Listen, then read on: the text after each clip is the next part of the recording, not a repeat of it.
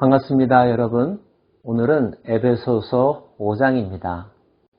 에베소서는 모두 6장으로 기록되어 있는데요. 1장부터 4장까지는 그 주된 내용이 우리는 누구인가, 복음이란 무엇인가, 이렇게 교리적인 부분을 설명하고 있습니다. 5장과 6장은 그런 우리가 어떻게 살아가야 하는가에 대한 복음적인 윤리, 기독교인의 삶에 대해서 가르쳐주고 있는데요. 하나하나 덕목들을 점검하면서 자신의 삶에 어떤 부분이 부족한지, 어떤 부분에 더 노력과 하나님의 도우심을 구해야 되는지 성찰할 수 있는 시간이 되기를 바랍니다. 먼저 5장 말씀은 우리로 하여금 하나님을 본받는 자가 되라고 권면하고 있습니다. 그러므로 사랑을 받는 자녀같이 너희는 하나님을 본받는 자가 되고 그리스도께서 너희를 사랑하신 것 같이 너희도 사랑 가운데서 행하라. 그는 우리를 위하여 자신을 버리사 향기로운 제물과 희생 제물로 하나님께 드리셨느니라. 좋아하면, 사랑하면 닮는다는 말이 있습니다. 하나님을 사랑하십니까? 하나님을 기뻐하십시오. 자기도 모르는 사이에 우리의 성품과 삶의 모습이 하나님을 닮아가는 사람으로 변해가고 있을 것입니다. 특별히 우리들이 의식하면서 닮아가야 될 하나님의 성품이 있다면 그것은 바로 사랑입니다. 여러분, 사랑의 모델을 어디에서 찾으십니까? 드라마에서 찾으십니까? 영화에서 찾으십니까? 아닙니다. 우리는 그 사랑의 모델을 십자가에 달리신 예수님으로부터 찾아야 합니다. 자기 목숨을 버리사 우리를 구하여 주신 하나님의 사랑이 그리스도 예수 안에서 나타났죠. 우리들의 사랑이 바로 그리스도의 사랑을 담기를 원합니다. 사랑으로 행해야 될 구체적인 행동들, 또 하지 말아야 될 구체적인 금지 규정들도 나오는데요. 음행과 온갖 더러운 것과 탐욕은 너희 중에서 그 이름조차도 부르지 말라. 이는 성도에게 마땅한 말이라. 누추함과 어리석은 말이나 희롱의 말이 마땅치 아니하니 오히려 감사하는 말을 하라. 너희도 정녕 이것을 알거니와 음행하는 자나 더러운 자나 탐하는 자 곧 우상 숭배자는 다 그리스도와 하나님의 나라에서 기업을 얻지 못하리니 누구든지 헛된 말로 너희를 속이지 못하게 하라. 이로 말미암아 하나님의 진노가 불순종의 아들들에게 임하나니 그러므로 그들과 함께하는 자가 되지 말라. 하지 말아야 될 것들도 단지 규범적으로 율법적으로만 이해한다면 힘들 것입니다. 그런데 누군가를 사랑한다면 그 사랑하는 사람을 위해서 무엇이든지 즐거운 마음으로 하지 않습니까? 하나님을 사랑하면 하나님이 싫어하는 것 하지 않게 됩니다. 하나님을 사랑하면 그분이 기뻐하시는 것을 위해서 무엇이든 할 수 있는 마음들이 생기는 거죠. 여러분, 무엇보다도 하나님을 사랑하십시오.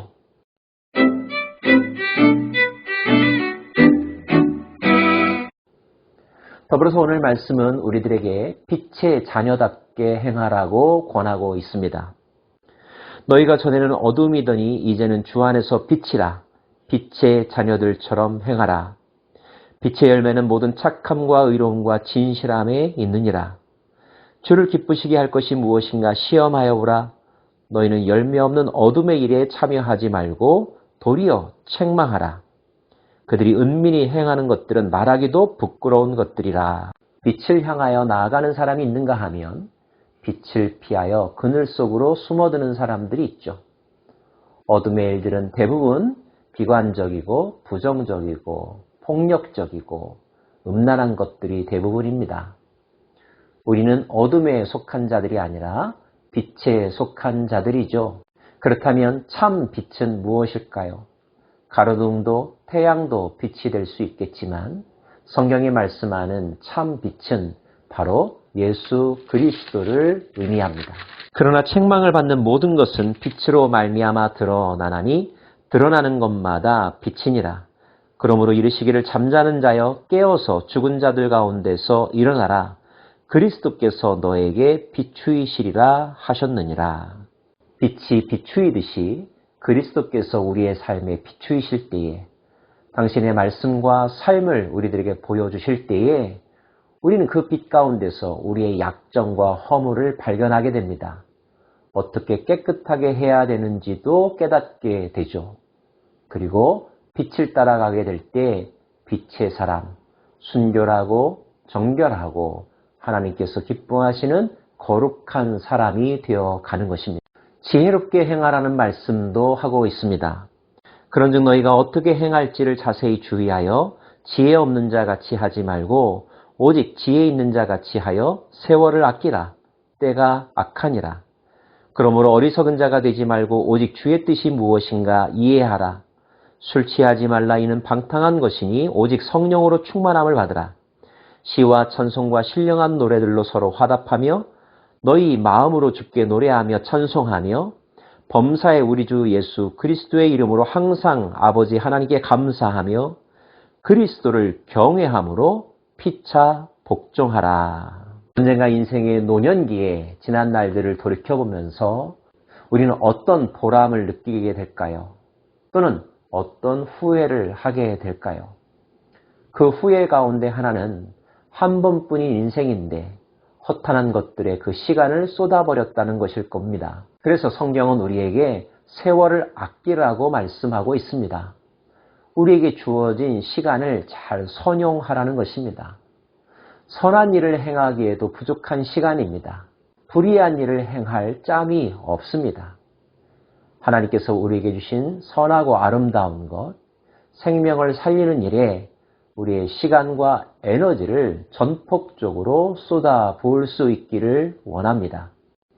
특별히 하나님을 예배하는 것, 감사하는 것, 성령의 충만함을 받는 것은 우리에게 주어진 시간을 잘 선용하는 가장 지혜로운 길이라는 것 마음속에 새기십시오.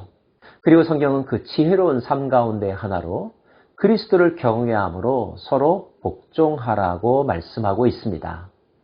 남편과 아내와의 관계를 우리들에게 예로 들면서 설명해 주고 있는데요. 어떤 사람들은 이 본문에서 사용된 복종이란 단어 때문에 마음이 어려워하는 분들이 계시더라고요. 그 단어가 가지고 있는 부정적인 이미지가 너무 강해서인 듯 합니다. 하지만 중요한 키워드는 서로라고 하는 단어이고요. 사랑이라고 하는 단어입니다. 사랑하면 복종이 결코 힘들지 않습니다. 게다가 성경은 누군가에게 일방적으로 복종하고 복종을 강요하는 관계를 말하지 않습니다. 그리스도를 경외하는 마음으로 서로 피차 복종하라고 말씀하고 있죠. 누가 손해보는 것도 아니고 누가 더 이득을 보는 관계도 아닌 것입니다. 남편과 아내와의 관계에 대한 하나님의 말씀에 귀 기울여 보실까요? 아내들이여 자기 남편에게 복종하기를 죽게 하듯 하라. 이는 남편이 아내의 머리됨이 그리스도께서 교회의 머리됨과 같으니 그가 바로 몸의 구주시라. 그러므로 교회가 그리스도에게 하듯 아내들도 범사에 자기 남편에게 복종할지니라. 남편들아 아내 사랑하기를 그리스도께서 교회를 사랑하시고 그 교회를 위하여 자신을 주심같이 하라. 이는 곧 물로 씻어 말씀으로 깨끗하게 하사 거룩하게 하시고 자기 앞에 영광스러운 교회로 세우사 티나 주름 잡힌 것이나 이런 것들이 없이 거룩하고 흠이 없게 하려 하심이라.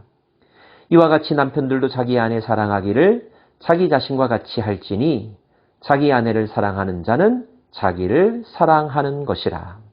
성경은 분명히 말씀하고 있습니다. 오늘 남편과 아내에게 주신 실질적인 권면은 단지 부부관계만을 위해서가 아니라 교회의 비밀에 대해서 우리들에게 소개해주고 있는 것이라고요. 그렇다고 본다면 우리는 알 수 있습니다. 성경은 교회를 남편과 아내, 부부관계로 비유하고 있다는 사실을 말이죠. 남편과 아내는 사랑으로 하나 된 연합 공동체이죠. 그리스도와 우리도 사랑으로 하나 된 성령 공동체, 사랑 공동체라는 것입니다. 교회가 그리스도의 신부로서 그리스도와 하나가 되어 온전함을 이루어 가듯이 남편과 아내 또한 사랑으로 연합하여 하나님 나라를 경험하는 거룩한 공동체가 되어야 할 것입니다. 기억하십시오. 하나님을 본받아 서로 사랑하는 삶, 빛의 자녀들처럼 행하는 삶, 지혜롭게 살아가는 삶. 이것이 바로 교회로 부름받은 교회가 된 우리들의 삶의 모습이어야 합니다. 기도하겠습니다. 우리를 교회로 부르신 하나님, 교회가 된 우리는 하나님을 본받아 사랑하며 빛의 자녀답게 지혜롭게 그리고 그리스도께서 우리를 사랑하듯이 서로 사랑하며 살아갈 수 있기를 원합니다. 우리가 살아가는 삶의 자리가 우리가 함께하는 모든 사람들과의 관계가 하나님이 기뻐하시는 그리고 진리로 가득한 아름다운 삶의 모습들이 되기를 간절히 원하옵나니 성령님 도와주시고 이끌어 주옵소서. 예수님 이름으로 기도합니다. 아멘.